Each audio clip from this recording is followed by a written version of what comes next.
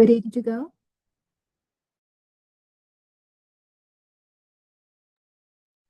Welcome, everyone. My name's Sandy Thompson, and I'm going to be chairing today's upper endoscopy session. Welcome to everyone. This is a iEcho Gastro Foundation supported by Project Echo from the University of New Mexico. And these are our weekly sessions. As I said, today is our upper endoscopy week. The chat will be open for questions. Please feel free to post your questions there. And I'm looking forward to hear Matthias Scriba, who works in the upper GI unit at Grüteskür Hospital, whose interest is in manometry. And he's going to tell us, hopefully, some cautionary tales about when reflux is not reflux. Matthias, over to you.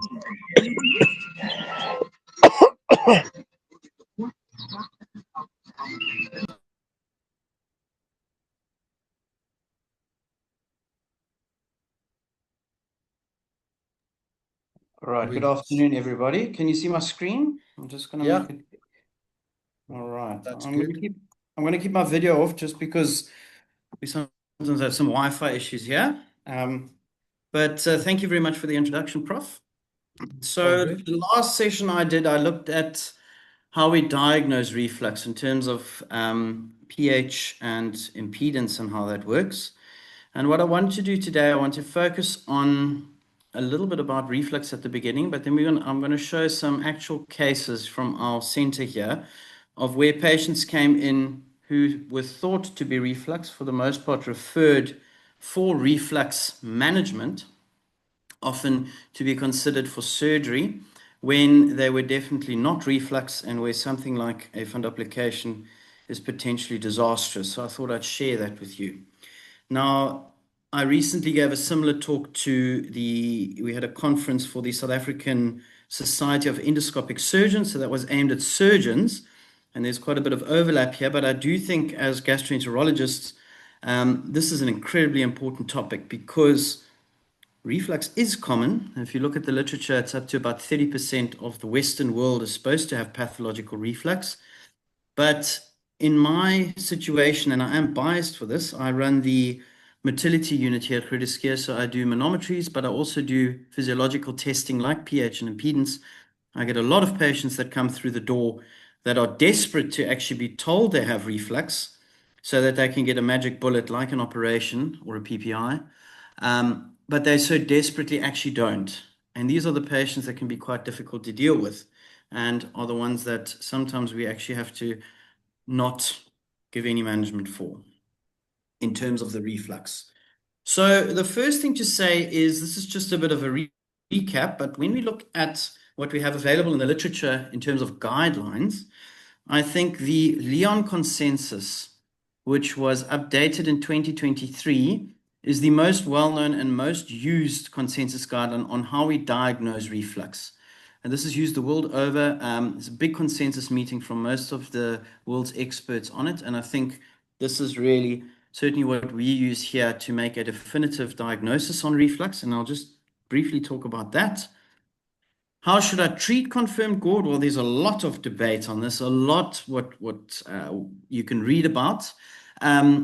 This is quite an interesting consensus that where multiple societies, mainly from Europe and America, which is perhaps a flaw, but lots of societies, including surgeons, gastroenterologists, there were thoracic surgeons, surgeons who do metabolic or bariatric surgery, and endocrinologists all got together and came on some consensus on how one should be treating this. And it's, I think, a reasonably good paper to read.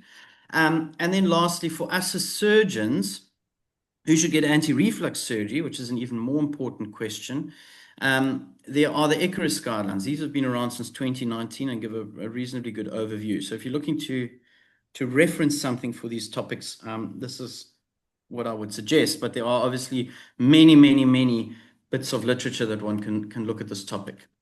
Now, just briefly, just to remind ourselves, if we are talking about reflux, we have to first remember that all of us as human beings reflux, acid from our stomach into our esophagus.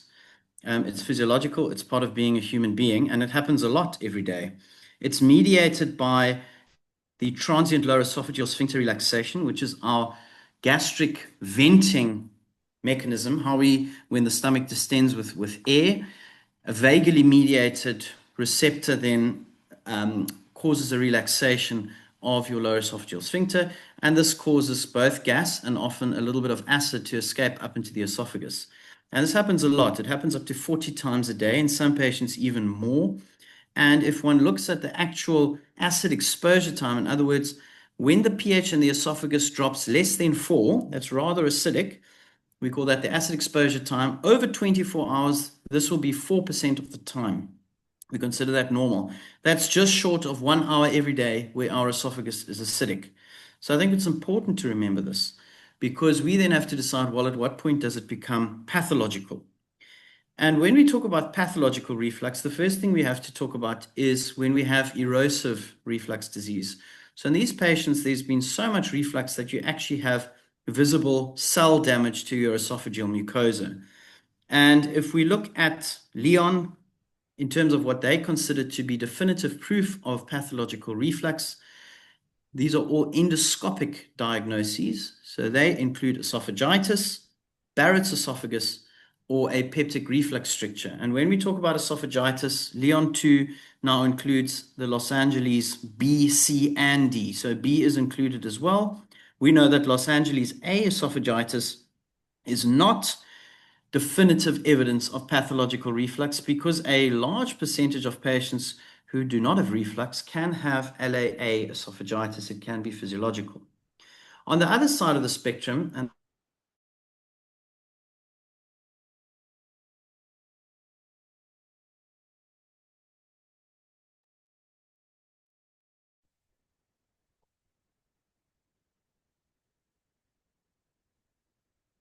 Matt, are you there?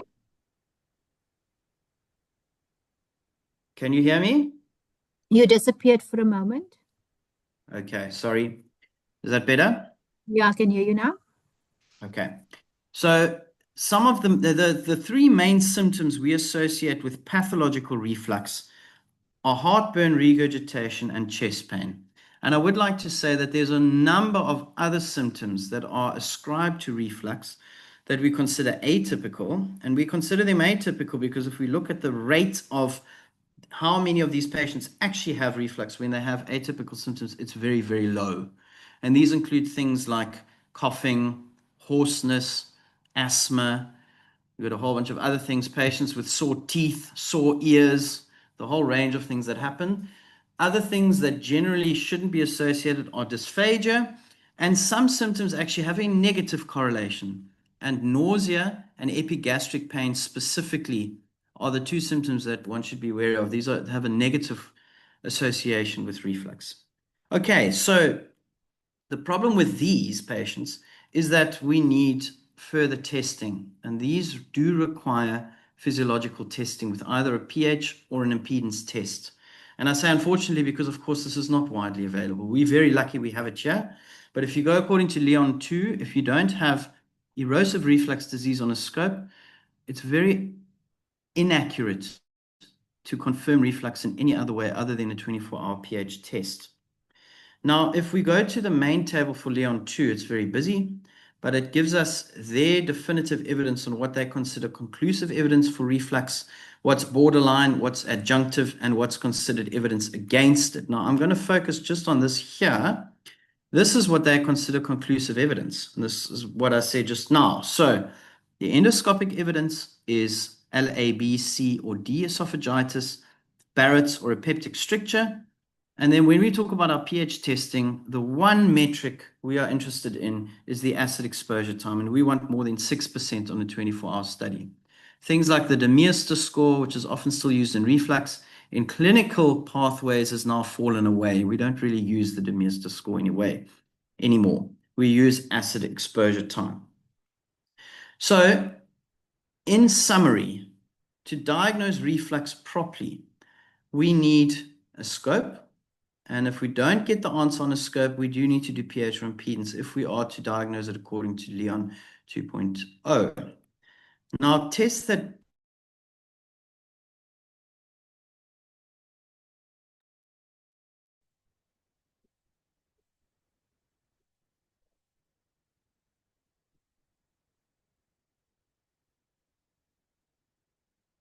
Okay, Matt, I can't hear you again.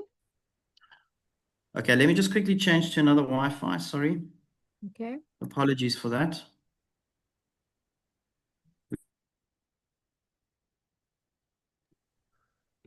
Matt, I can actually hear you quite well on my end, but I'm not sure if it's a universal thing.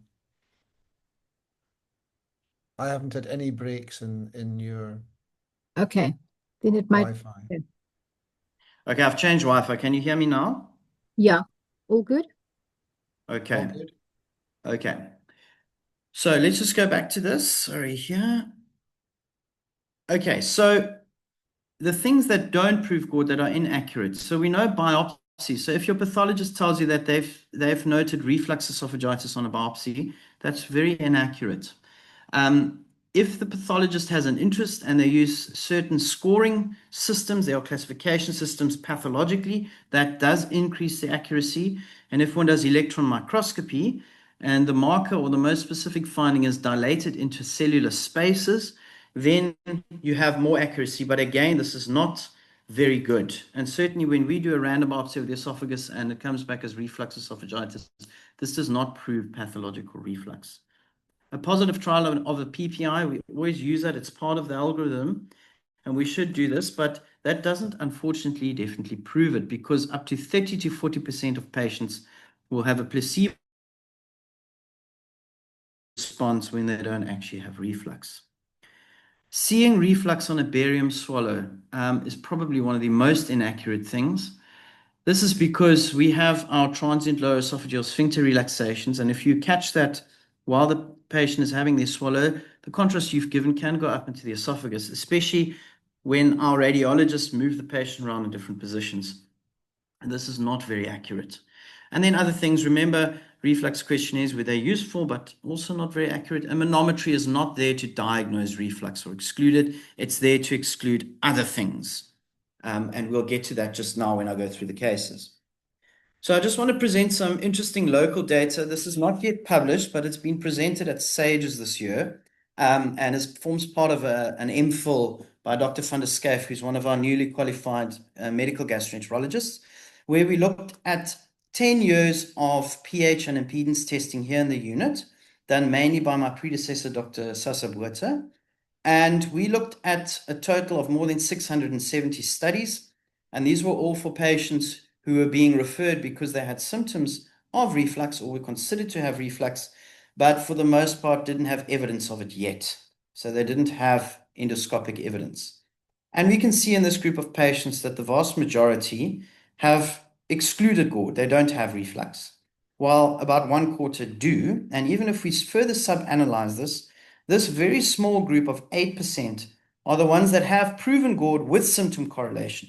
So this group here of 17% have got reflux, but the symptoms they are most worried about are not caused by reflux. So if you go and, for example, do an operation for them, it's not surprising that their symptoms won't get better because they're probably caused by something else.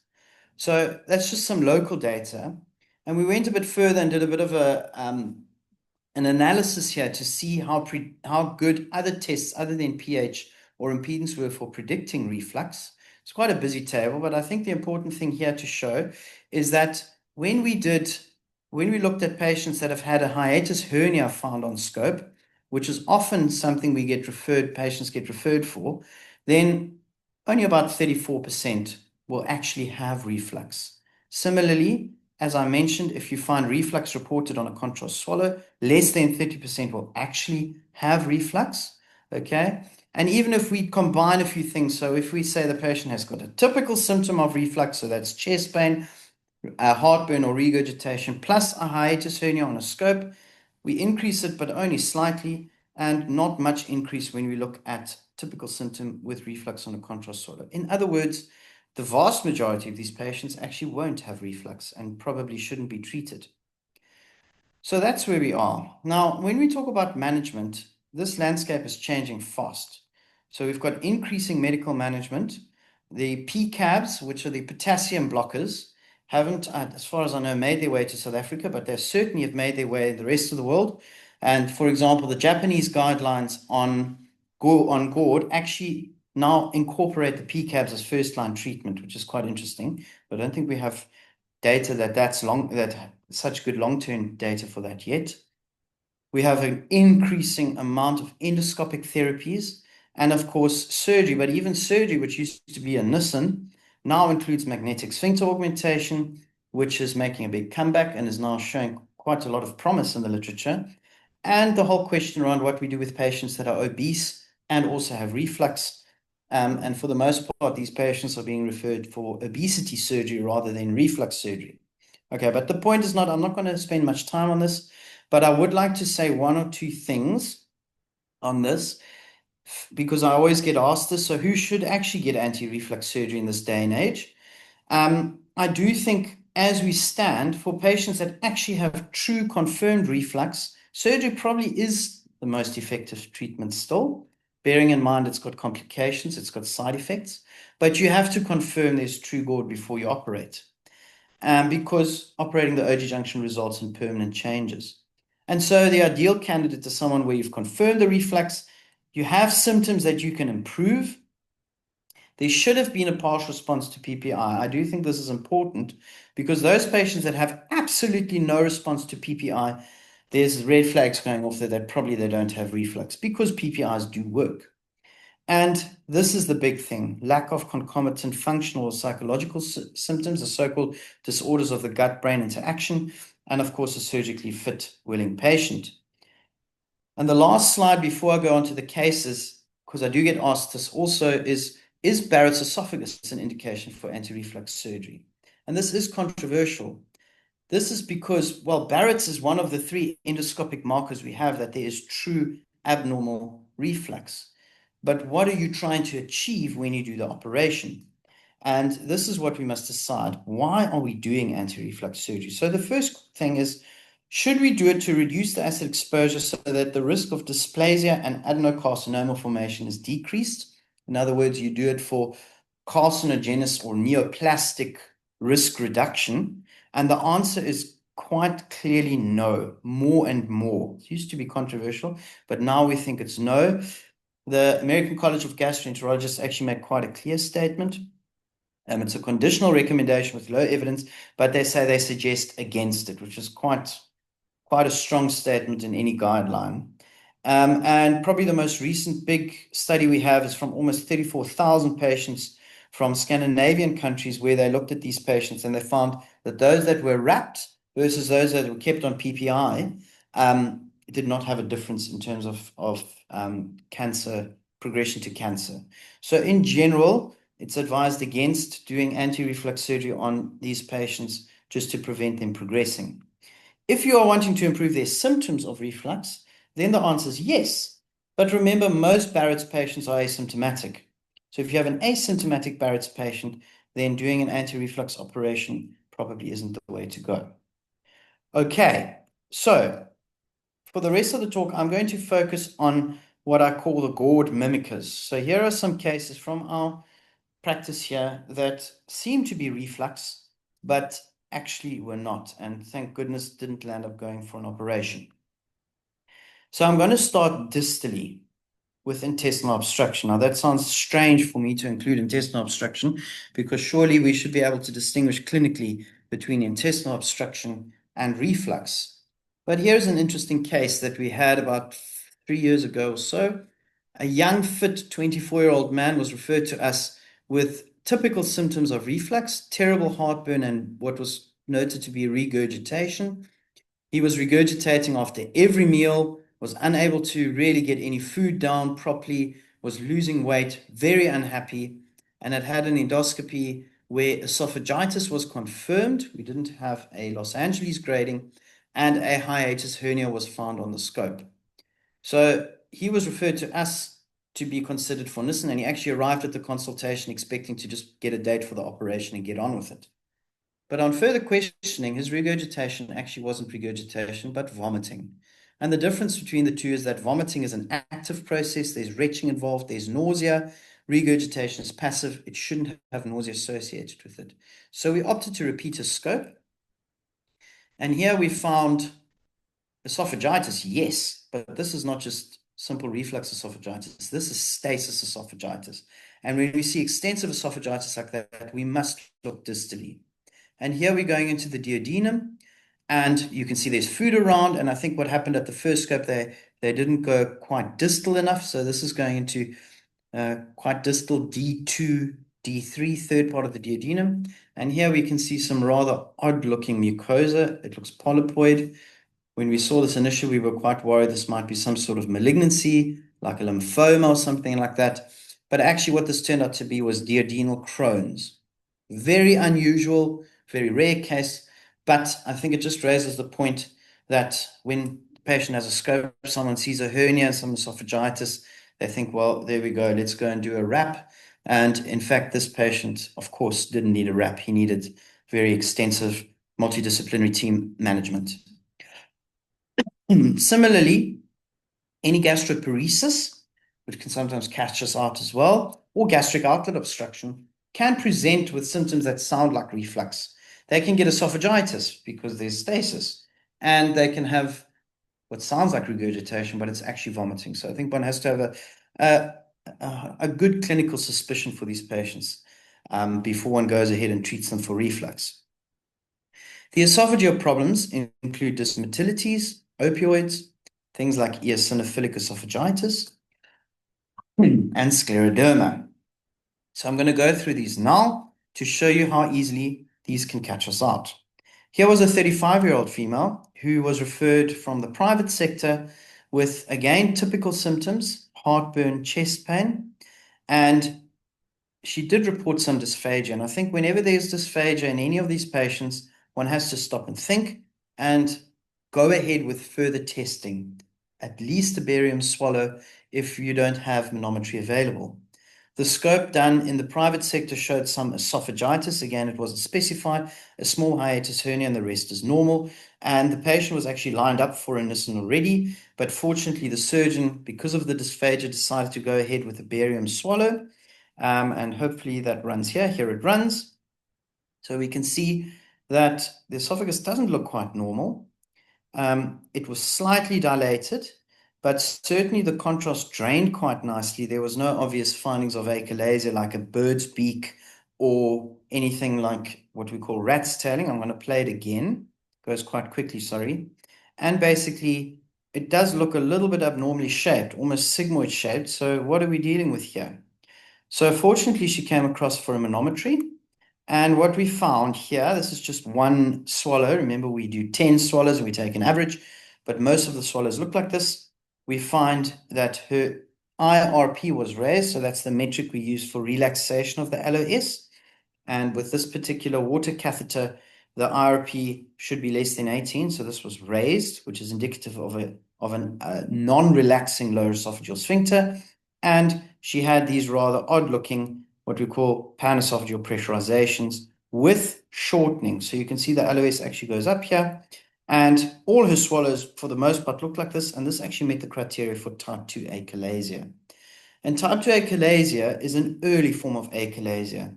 And what some of these patients present with, if you get them early, which is unusual because they usually present late, is that they don't have the typical textbook findings of birds beaking with rats tailing. Sometimes the esophagus is not even markedly distended, and sometimes swallows are reported as normal. So we have to have a high level of suspicion because early achalasia can be quite tricky to diagnose. So fortunately, she did not have reflux.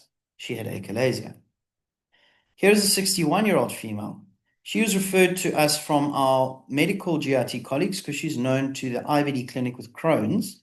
And she was referred for pH testing because they thought she might have reflux. She had all three of the typical symptoms, heartburn, regurgitation, and chest pain. She had had a reasonable response to PPI, but remained symptomatic. And she did have dysphagia, but this was not a prominent symptom of hers. And she had quite a complicated Crohn's history. She had quite bad perianal disease and had needed 17 prior perianal surgeries. and multiple small bowel resections. So she'd had at least 4 laparotomies by the time she came to us. And she was left with this multifactorial chronic diarrhea, which was probably due to malabsorption. There were some local factors, maybe a bit of incontinence, etc. But she landed up needing to take loperamide every day, and she on occasion also took codeine to try and constipate herself to treat the diarrhea. So when she had her scope, we did take a video of the scope. As we go down here, we see that the LOS looks quite open, and then there's this little flame of esophagitis here. So here is probably, and on retroflexion, there was a confirmed small hiatus hernia. So we might think, well, I've got esophagitis, hiatus hernia. We've got our answer. She's got reflux. But let's just remind ourselves that LAA is a break of less than 5 millimeters, which is what we're dealing with here. So this is not confirmed pathological reflux. And we, unfortunately, based on only that, we cannot say she has reflux. So she had a barium swallow too, which I'm going to show here, which is going to run, which was actually reasonably normal. Okay, there isn't marked dilatation. The contrast clears nicely. The OG junction looks normal. You can't even see a true sliding hiatus hernia. Okay, there might be a small one. And so she came to me for pH testing. Now, when I do the pH testing, I always do a manometry first. Firstly, because it's useful to see the motility, but secondly, I do it to also measure the esophagus so I can place my pH probe in the correct place.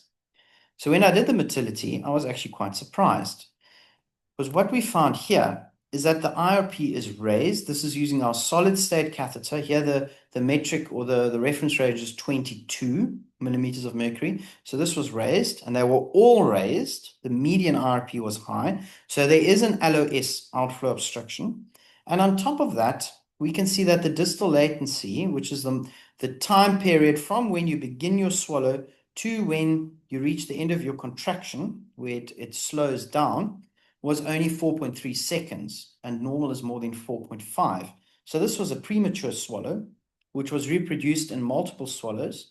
Here is one where I gave her cookies to eat, and this is the textbook picture of what type 3 achalasia looks like. And she actually had features, the manometric diagnosis was type 3 achalasia.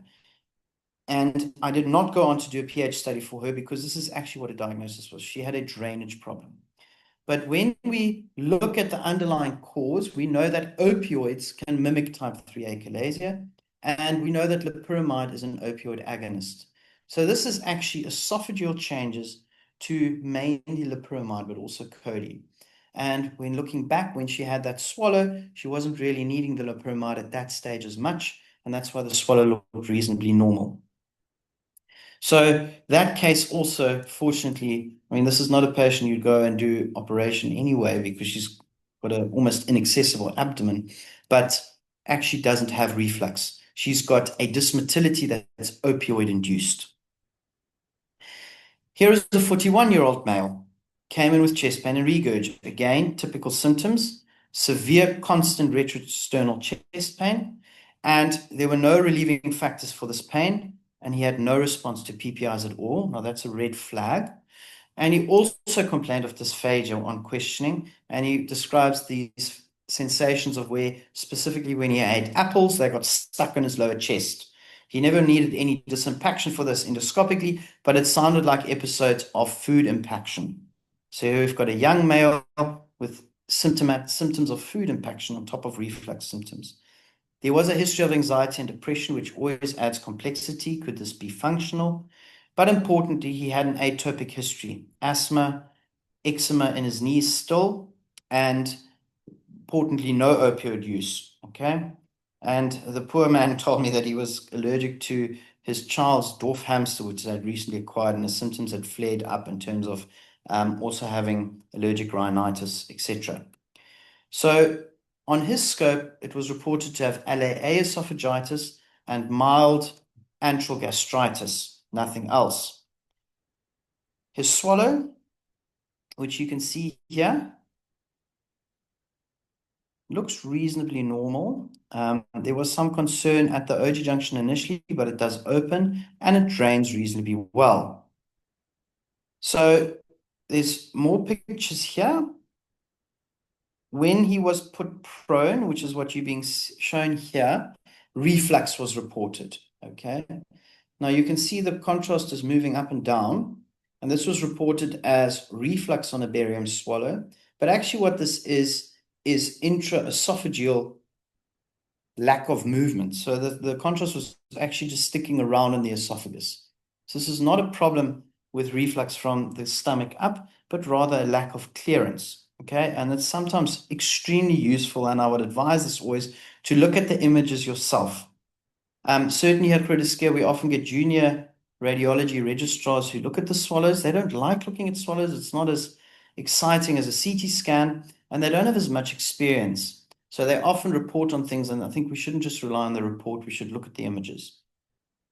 So when we did his manometry, we found that the water swallows, in this case, actually looked normal. IRP is low.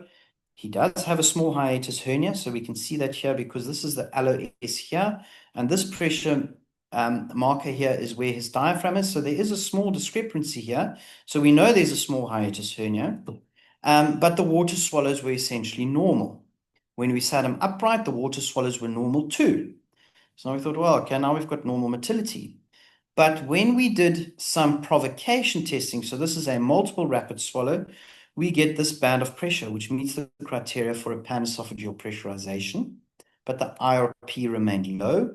And when we gave him water to drink through a straw, this is a rapid drink challenge, we noticed quite marked, quite vigorous panesophageal pressurizations. Again, the LOS stayed normal. So now this is quite odd. This is clearly not achalasia because the peristalsis is normal when we give them water, but there's abnormal pressurization on provocation testing.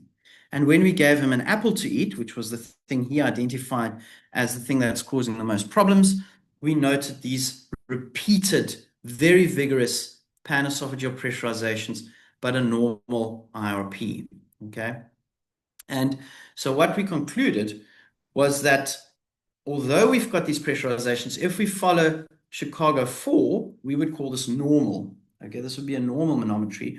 However, I think the clinical history here is very important. We've got a young male who's atopic, and we know that eosinophilic esophagitis can give all manner of changes on a manometry, one of them being funny panesophageal pressurizations with a normal IRP. It can also cause an OG junction outflow obstruction, but typically it's a peristaltic issue. Okay, and this patient actually had EOE. Unfortunately, that was excluded and treated. And you might ask yourselves, well, how do we get such strange manometric changes from what is supposed to be a mucosal disease? Well, we actually know that there's quite some interesting articles on this, is that EOE can actually affect the muscle layer as well. There can be inflammation that's almost transmural. So they can definitely get dysmotilities, and it's one of the main reasons, other than once they form strictures, but one of the reasons why they have food bolus obstructions and dysphagia. Okay, and the last case of the dysmotilities is a patient known with scleroderma. Now, scleroderma is a particularly difficult condition when it affects the esophagus. So we know that you get scleroderma that only affects the skin, then you get systemic sclerosis that can affect all the organs, including the esophagus and also the stomach. So they can, for example, get a gastroparesis from scleroderma. Now, this patient was referred for manometry because she presented with really bad chest pain. That was her main symptom that was associated with dysphagia, and it was happening every day and was getting worse. She didn't report any regurgitation or loss of weight. And again, chest pain can be a symptom of reflux. Now, this case, I'm actually flipping it around a bit because she wasn't referred as possible reflux. She was referred as dysphagia, which can happen due to scleroderma. She didn't really have any improvement on a PPI. She reported it just gave her some diarrhea, so she didn't take it. And on the past medical history was that she had quite marked systemic sclerosis already with marked pulmonary involvement, was under the care of a pulmonologist, and she had Raynaud's with affecting her fingers and her hands. And she wasn't on any specific treatment for the systemic sclerosis. She'd previously been on some immunosuppression. She was on well-controlled hypothyroid. She's a well-controlled hypothyroid patient on altroxin, no opioids, which I always ask about. And although she was 79, she was still very active and was swimming 2 to 3 times a week. And when she came to me, there was no recent gastroscopy done. She was sent for a swallow, and then based on the swallow, she was sent to me. So before we look at the swallow, in systemic sclerosis, what we basically see is that the esophagus gets stiff. So you get almost like the skin changes, you get a stiff, usually quite thin esophagus. It generally doesn't dilate. And the LOS is actually open. So the pressures are low usually because the LOS is also stiff, but it stays open. So this was a bit unusual because you can see on this swallow that she had is that there's quite a very dilated esophagus. And the LOS at times looks a bit funny. It does open, but there is some drainage, but there is an air contrast level continuously in her esophagus at this point. So the concern is here, well, are we missing actually an achalasia here or not? And so she came for her manometry. And what was found was that you can see over here that there's complete aperistalsis, which is typical of scleroderma. They do get aperistalsis in the body. But now the question remained about, well, what's happening at the LOS? And you can see that the IRP here was low. This is when we had her supine. Okay, so we lie down, we give her water, and we get a low IRP with aperistalsis. And this is classic for scleroderma. This is what we expect to see. But then when we gave her multiple rapid swallows, we can see that the IRP goes up, and we can even see that the pressure looks different here. So now we think, well, what are we dealing with here now? This is more in keeping with achalasia. And when I sat her up, she had very high IRP. So when we sit patients up with a solid catheter, the reference range is 15. So she's 9 millimeters of mercury above that. And the median IRP was raised. And on the rapid drink challenge, you can see that the LOS is not relaxing nicely. So what are we dealing with here? So when we have supine, the median IRP was only 13, and we would call this absent contractility. But when she was upright and when we did provocation testing, it looked like type 1 achalasia. So now we didn't know where we were at. Because she hadn't had a recent scope, I referred her back to the clinician that sent her to me and suggested a repeat scope.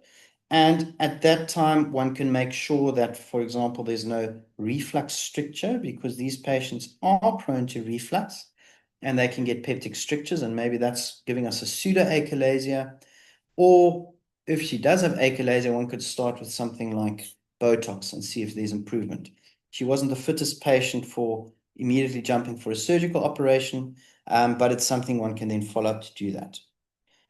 And what we found on this, or what was found on the scope, you can see this esophagus is dilated. There's lots of pooling of saliva, which did clear, and we can see that as we go down the esophagus, there is marked esophagitis. Okay, so this is all reflux esophagitis, and the LOS was widely patent. So why I'm presenting this case is that she didn't have achalasia and she didn't have a stricture. She just had absolutely severe esophagitis from reflux. And we know that these patients are prone to reflux because the LOS is open. So it almost fibroses in an open position. And because of the aperistalsis, anything that they reflux up, so even if they have physiological reflux, it can stick around the esophagus for lengthy periods of time, and they'll end up getting severe esophagitis. So this is a really difficult patient to treat because doing anti-reflux surgery on a patient like this doesn't necessarily help because you then make the OG junction tighter, and then you have even less drainage. So it's a constant balance between drainage versus reflux. So she's been put on a PPI in the meantime, which she wasn't taking optimally, and she will be monitored from there. Okay, and then the last few cases I want to focus on are the ones that make us head for the hills usually. Okay, these are the patients that are probably the most difficult, but there's a lot of these, and I see an increasing number of patients with so-called functional disorders or the disorders of the gut-brain interaction, which are outlined in this manual called the Rome 4 classification, which I believe is soon to be updated to the Rome 5, I think next year. And there's a number of these that mimic heartburn exactly. And I want to present just a few of these just to highlight how important it is to think carefully about these patients. So here we have a 67-year-old patient who came to us. She was referred with a history of multiple chest pain episodes, Some of them so bad that she thought she was having an MI and she was rushed to the emergency room. She had an extensive cardiac workup that had always been negative. And she also gave a history of regurgitation. So sounds like it could be reflux. The gastroscopy was essentially normal, other than, again, the finding of a small hiatus hernia. And the barium swallow actually confirmed the hernia, but it was otherwise normal. And I started with a manometry for her, which was normal. So there was no dysmotility.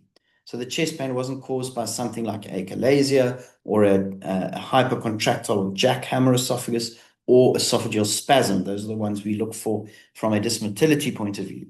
She went on to have a 24-hour pH impedance test, and this was done off PPI, and we found that the acid exposure time was very low. So remember, I said 6% is what we consider abnormal and pathological. Less than 4% is normal. And she had also quite low actual reflux episodes, only 32 in 24 hours, so less than 40 is normal. It's adjunctive evidence that we are not dealing with reflux here. So she doesn't have reflux, but she had positive symptom correlation to chest pain. So in other words, this patient was having intense chest pain from normal transient lower esophageal sphincter relaxation events. And this meets the Rome 4 criteria for reflux hypersensitivity. So this is a functional problem. This is a patient that needs to be educated on this, reassured, and we usually treat them with things like neuromodulation, and sometimes they need cognitive behavioral therapy. Okay? But you have to be very, very wary to offer this patient an anti-reflux operation, because to wrap a patient with major functional issues is generally not a good idea. They will be your problem forever, especially if they complicate.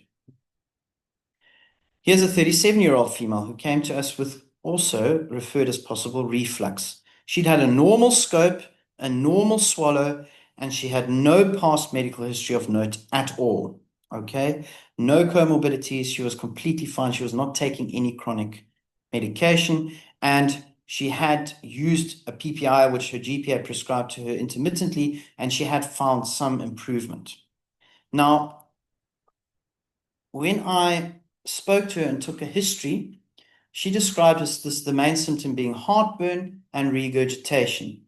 But on further questioning, and she actually gave me this information willingly, was that she felt that she had been doing this since she was a child. She had been regurgitating almost all her life, and she actually liked doing it.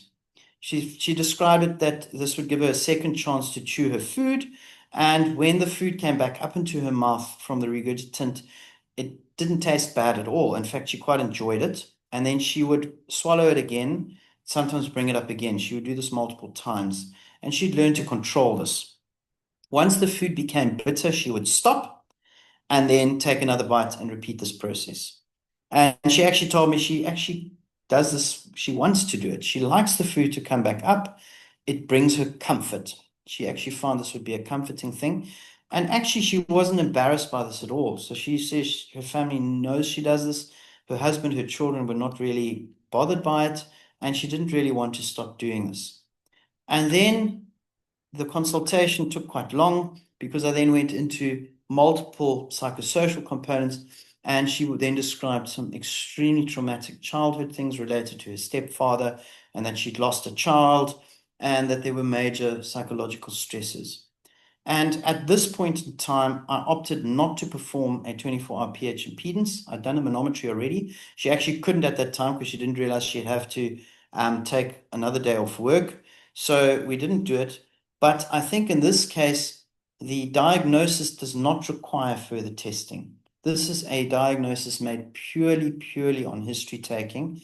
And this is typical for rumination syndrome. Okay, and it exists. This was a real patient. I saw her, I think, 2 months ago. And in this case, the question was, well, is it harming the patient? Should we do anything about it? Should she be on a PPI? She's probably regurgitating some acidic component at some point. Is it increasing acid exposure time? Well, she has no evidence of erosive reflux disease, and we know in patients with NERD that they don't really have an increased risk of things like Barrett's or adenocarcinoma.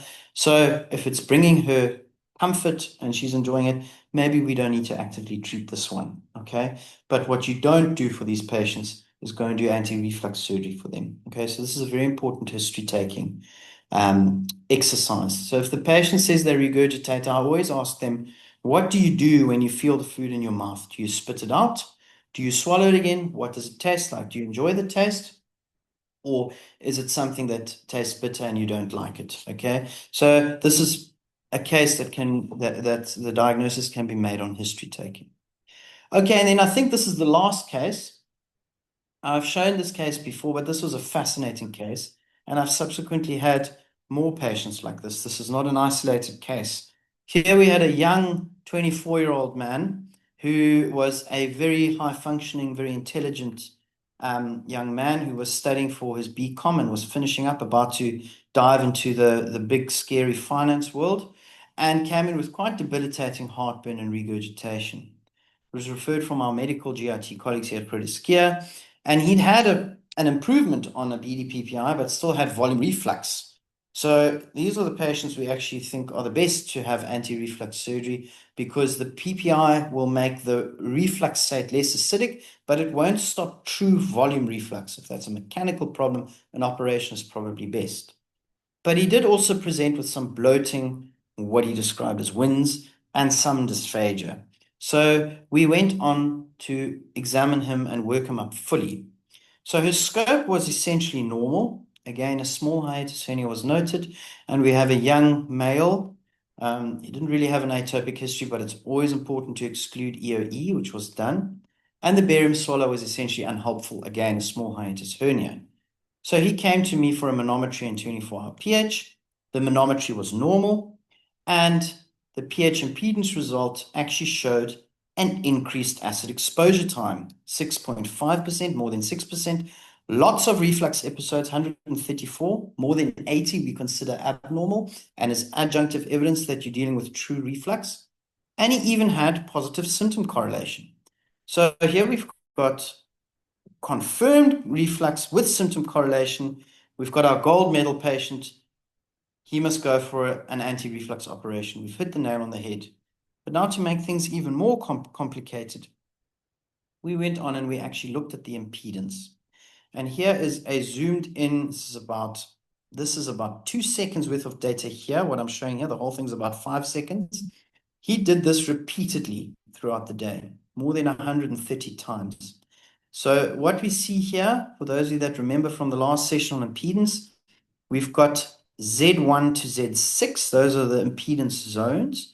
So Z1 is at the top of the esophagus. Z6 sits just above the OG junction at the bottom. And it traces the impedance, which is a marker of resistance to electrical current. So in zone, there are 2 little sensors. They pass a tiny electrical current between the two, and it measures the resistance to that current. And we know that when the resistance goes up, as you can see here, that we are dealing with air. Air has somehow been introduced into the esophagus, okay? And it's been introduced there and then going down. If you look at because this x-axis is time. So the air is starting at the top and going down. And then shortly after that, it goes from the bottom up. And this is the classic typical finding of a supragastric belch. So this young man was sucking air into his esophagus, and it happens very rapidly. So you really have to zoom in to make sure it's coming from the top down and not the bottom up. And then he immediately burped it out, and he was doing this a lot. Okay. And if we put on, we've got this very nice color component. We can actually see it. So the software marks anything that looks like air as blue, and something that's green is fluid. Now, the other thing he was doing, which is very, very important, is that here you've got a supragastric belching event here, and it's followed by reflux. So if we put the mark on, you can see it quite clearly. Here the air is being sucked in. It's then being burped back out and is immediately followed by a reflux episode. And we do know that there is a causal relationship between belching and reflux. In other words, the act of belching, which he's doing subconsciously but purposefully, is inducing a reflux episode. And if you stop that belch, the reflux episode doesn't occur. And this is what I usually use to show the patient. So the software can actually do a little video. And let's see if it runs. There we go. So just watch this on the side here. you'll see as we come, there's air coming from the top down. Okay, this is going down. This is obviously slowed down tremendously. The air sits in the esophagus, and you'll see he now burps it up, and it's immediately followed by the refluxate, which is fluid. And then he clears this by swallowing. Okay. And he was doing this, I counted them 146 times. I had one patient who did this 500 times in 24 hours. And the vast majority of these were associated with reflux. So again, this patient is actually not refluxing in terms of a pathological reflux that needs an operation. He was inducing reflux with supragastric belching. And the management for this is speech therapy, okay, where the patient gets taught how to breathe. And if you do specific diaphragmatic breathing exercises, the patient can't suck air into the esophagus anymore and the belching stops. And there's usually an element of cognitive behavioral therapy that has to go with this. But when you stop their belching, the reflux will stop. And this patient certainly does not need an anti-reflux operation. And just as a funny question here, how do I know if this is functional? Because that's always the question. Well, how do I know when the patient walks through the door? So here, this is just a bit of tongue in cheek, but this is some of the things the patients have said to me that kind of give you a clue. So the patients that say my PPIs don't work at all, I think one needs to be very wary of those. The ones that tell you they can feel reflux in their ears, I get this a lot. And I have yet to find one that actually truly has reflux. I've had two patients that tell me that reflux makes their teeth and their eyes hurt. Okay, again, very unlikely. I've changed my diet completely and still have reflux. Okay, so some patients get really obsessed with what they eat. They keep a food diary and they try and get some relationship that in terms of when they eat, what they eat, and when they have reflux. And we know the relationship between certain foods and reflux is tenuous at best. But more than that, these patients aren't getting better because they often don't have reflux to begin with. And they get quite hyper-focused on their food because this is something they think they can change. But actually, the underlying problem is functional. They often tell you they're not anxious. Okay, sometimes they sit and you can see that they're anxious. They're sort of clutching their own body. They look extremely anxious, but they're not really aware that they are anxious. Okay. And the other thing, this is something I've come across at least 3 times now in my patients, is the patients have been told by often one of our alternative health practitioners here in Cape Town that they don't have enough acid in their stomach. And I actually had one patient who was prescribed hydrochloric acid tablets. I'm not quite sure how these were being taken. I didn't delve into this too much. But this is the other thing, of course. This is not what's causing reflux. We know that bile reflux is a problem, but this is often a component of these patients that are functional. Okay, and that concludes my talk, and I'll open the floor for any questions.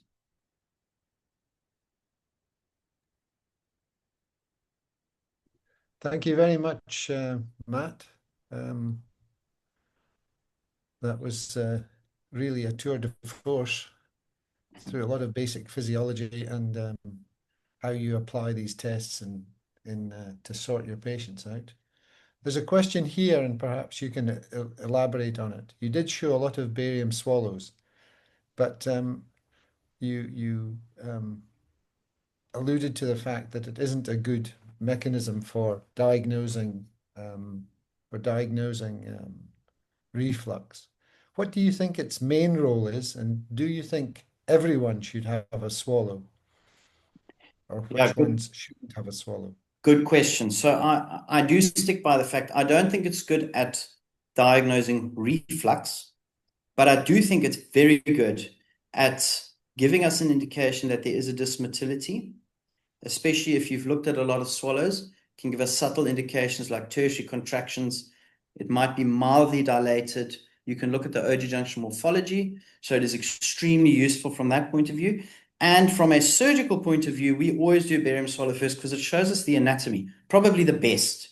Better than, for example, a CT scan. People often like to do a CT scan in centers where there's a lot of resources.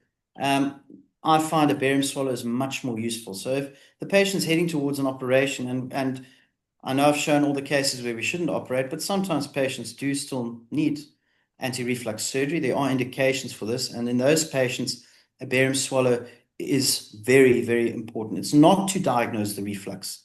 It's in those patients where you've confirmed reflux, but where you are planning an intervention, I do think it's important to know the anatomy. It's much more accurate at diagnosing a hiatus hernia, and it tells us where the Auger junction is in relation to the diaphragm. And with big hernias, that's very, very important. So you don't get suddenly faced with a short esophagus, for example, intraoperatively. And I know you can diagnose a hiatus hernia at endoscopy, but I'd be interested to know what your views are on the Hill classification, because that's the one that's quoted in terms of, and that's back from the 90s from Kozarak's group.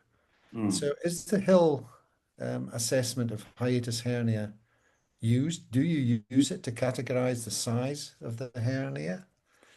Or do you think it's just a look and see? Because obviously the OG junction is not necessarily the easiest to identify at endoscopy. No. So we do use the Hill classification, although I must say I'm not very diligent with it. Our medical gastroenterologists are much better at it, but I do if I remember to use it, I'll mark it down. The problem with endoscopy is you're looking at the Auger junction from a luminal aspect from the inside. In a patient, if you haven't sedated them properly, that's often retching, and we know retching opens the Auger junction, and you are insufflating the stomach. So it doesn't look like it would look without being blown up with air. So diagnosing a hiatus hernia on a scope is inherently quite inaccurate. It can be accurate if you've sedated the patient properly and you spend time looking at the Auger junction and seeing what happens when they breathe in and out. And I do think there's a role for the Hill criteria, but I think it's not as accurate as a swallow, for example. And actually, the most accurate is probably a manometry, where you can see the distance between the LOS pressure line and the crural diaphragmatic line. And that you can see very clearly, and that's much more accurate. So long as there's not a massive paraesophageal hernia. If there's a big paraesophageal hernia, you don't see any pressure line on a manometry, can be very difficult. Then the swallow is the best thing. So yeah, I'm not saying anything against the Hill. It's mainly a view of the so-called gastroesophageal valve mechanism, not so much the whole Auger junction, because the Auger junction also incorporates your phrenoesophageal ligament, your crura, which you can't really see on a scope. Neither can you do that on a swallow, but the whole mechanism is what's important, and that can be difficult to assess. Thanks, Matt. There's a question here. I'm not quite sure it's really on topic, but how do you choose between medical, endoscopic, and surgical treatment in regards to achalasia? He didn't say reflux, he did say achalasia. Yeah, for achalasia, so if we're talking about achalasia, that's actually a much easier question to answer than reflux. So medical therapy for the most part is out. The guidelines don't recommend for medical therapy at all. If you've got a very, very poor surgical or very, very poor baseline, frail, bed-bound patient where you're worried you can't even do a scope, then maybe you could try some calcium channel blockers, but for the most part, they don't work very well. And then the question between endoscopic and surgical, for the most part, well, so endoscopic management like Botox, we use quite a bit. We use it for patients that aren't fit for a myotomy. That's the mainstay. And we use it for patients who we can't get into theatre soon enough. So we often have a delay because of theatre time issues, or we have a delay because of the patient factors like pregnancy, or we had a patient who was getting married in 2 weeks and wanted to go on honeymoon. So then we Botoxed her and then did a myotomy later on. The debate regarding endoscopic balloon dilatation, I do think it's not just a quick outpatient little balloon. I think it's a big intervention with a big balloon. So it works. We don't do it, I'll be honest. But in centers that are high volume and do it well with the right size balloons and you need to do repeated interventions, it works quite well. But we offer myotomies. And if you have any fit patient that you want long-term relief from the achalasia, I think a myotomy is the way to go. But you avoided the question there of whether you want to do it endoscopically or surgically. You mean in terms of the myotomy? Of the patients that you operate on for achalasia, what percentage have a poems and what percentage have a open myotomy? Yeah, good question. I can't give you an exact percentage. We, for the most part, do hairless myotomies. We are one of the centers, we're very lucky. So Galia Chinnery can do poems, and I'm learning from her. But we tend to reserve poems for patients that have an indication for it. So type 3 achalasias, which are rare, but we do see them. Those patients where they've had a hairless myotomy and we think the myotomy was inadequate, we'll go back and do a poem there because you're in a different plane. Patients where the abdomen is not accessible, so those that have had a big midline laparotomy, those we'll do a poem. And then sometimes patients request it. We had a patient last week. This sounds a bit unusual, but he's a smoker who doesn't want to stop smoking, and he didn't want surgical scars on his abdomen that are going to be sore when he coughs. So he requested a poem, which is not a good indication. But I mean, the point is some patients request it. We know from the literature that poem is just as good as a Helles, but there is an increased risk of reflux. Okay, talking about reflux again. So if we have a young, fit patient who doesn't want a lifetime of reflux and being on PPI, then we tend to do Helles. But some patients want poems. But we tend to, our go-to is a Helles myotomy. Okay. Are there any other further questions from anybody? If you'd like to raise your hand, or if you have other questions, you've lots of nice comments about how your talk went and how informative it was. I have one other question for you, which you sort of avoided here, and you didn't have any patients. But it's those patients who come back with, after, if you like to call it, failed reflux surgery. How do you investigate those patients, and how do you make decisions about further surgical treatment? Yeah, I think these are particularly challenging patients in some instances. There are medico-legal implications because these are often the patients that come to sue their surgeons. So these are the cases that are often land up in the media and on carte blanche, etc.